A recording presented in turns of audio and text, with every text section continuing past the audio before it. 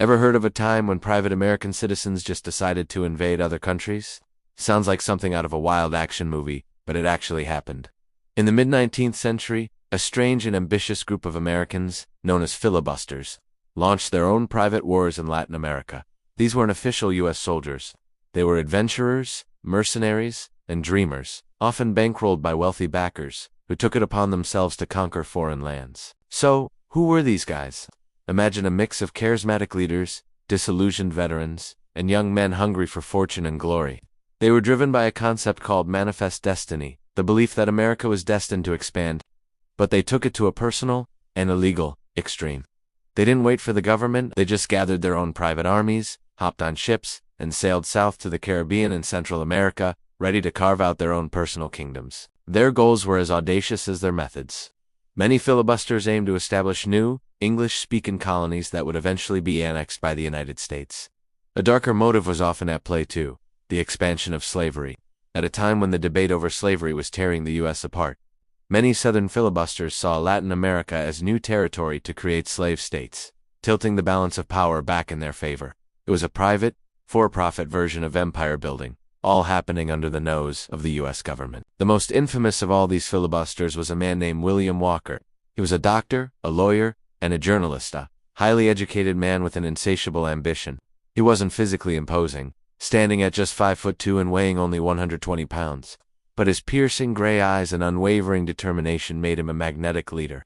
Walker didn't just dream of conquest. He actually did it. His story begins in 1853, when he tried to conquer parts of Mexico's Baja California and Sonora. He declared it a new republic with himself as president. But this attempt quickly fell apart due to lack of supplies and resistance from the Mexican army. He was forced to retreat back to the U.S., where he was tried for violating neutrality laws.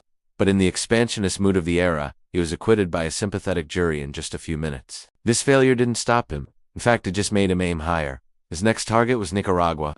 In 1855, Nicaragua was in the middle of a brutal civil war. Walker saw his opportunity. He was hired as a mercenary by one of the warring factions. Bringing with him a small force of well-armed American fighters, he called the Immortals. Using surprise tactics and modern rifles, Walker and his men quickly turned the tide of the war. They captured the city of Granada, and, in a stunning turn of events, Walker maneuvered himself into total control. By 1856, William Walker, a private citizen from Tennessee, had become the president of Nicaragua. It was an unbelievable achievement.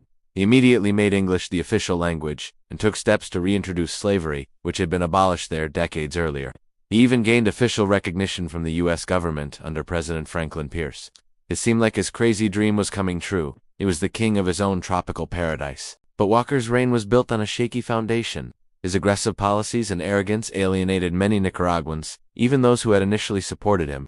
He made a fatal mistake when he angered Cornelius Vanderbilt, one of the richest and most powerful men in America.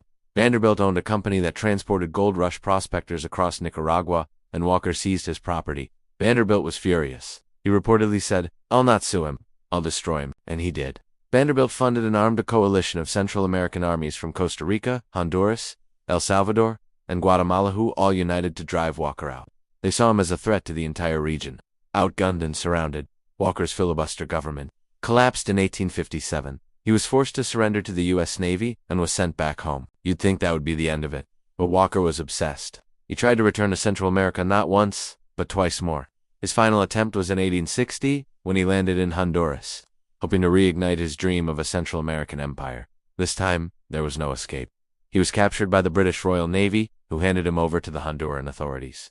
On September 12, 1860, at the age of 36, William Walker was executed by a firing squad. His last words were reportedly, "I am a Roman." While Walker was the most famous, he was far from the only filibuster.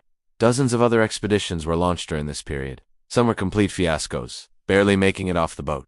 Others achieved temporary success, creating short-lived republics or causing chaos before being defeated. For instance, the Lopez expeditions in the early 1850s saw a Venezuelan-born general named Narciso Lopez lead several attempts to seize Cuba from Spain, hoping to have it annexed by the U.S. as a slave state. He, too, was eventually captured and executed. So what was the U.S. government doing while its citizens were running around starting private wars? Officially, the government's position was tricky.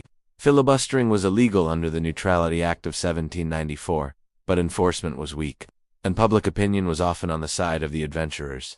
Many Americans saw them as heroes, extending the nation's influence and ideals, even if their methods were a bit unconventional. Some politicians secretly supported them, hoping their success would lead to new territories for the U.S. This era of the filibuster shows a fascinating and often overlooked chapter of American history. It reveals the raw, unofficial side of American expansionism, happening long before the government started its own official interventions in Latin America. It was a time when the line between a patriot and a pirate was incredibly thin. These expeditions were driven by personal ambition, a twisted sense of destiny, and the explosive issue of slavery. Ultimately, nearly all of these filibuster expeditions failed. They were a flash in the pan, a strange historical dead end. The American Civil War put a definitive stop to the movement, as the nation's energy turned inward, but the memory of the filibusters left a lasting and damaging legacy in Latin America.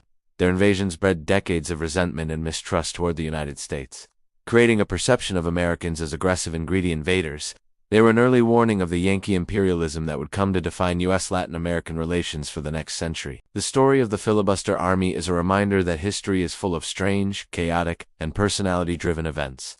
It wasn't just governments and grand strategies, it was also ambitious individuals like William Walker, willing to risk everything for a shot at their own empire. It's a wild tale of private armies, tropical coups, and colossal ambition that shaped the Americas in ways we're still grappling with today. Thanks for watching. If you found this hidden piece of history as fascinating as I did, make sure to hit that like button and subscribe for more deep dives into the weird and wonderful corners of the past. See you in the next video.